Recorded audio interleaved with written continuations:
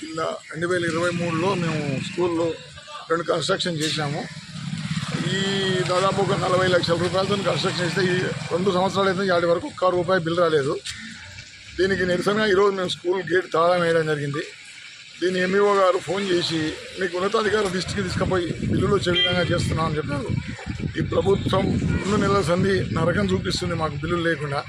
మా స్కూల్ మేము చదువుకున్న స్కూల్ అని చెప్పి సొంతంగా మా ఎవరు చేయకుండా మేము కావాలని చేసినాం. దాన్ని నిర్ణయం మా ఇష్టపూర్వకంగా చేస్తే ఈరోజు ప్రభుత్వం బిల్లులు ఇవ్వకుండా ఇబ్బంది పెడుతుంది. లక్షలాది రూపాయలు వడ్డీలు కట్టలేక వస్తున్నాం మేము. ఈరోజు ఒక కాంట్రాక్టర్స్ ఎంత కారు పడుతున్నాం అంటే తీసుకొని అంత ఇబ్బంది పడుతున్నాం. దయచేసి ప్రభుత్వానికి ఈరోజైనా కనువిప్పు కలిగి మాకు బిల్లులు ఇస్తుందని చెప్పి మేము అనుకుంటున్నాం.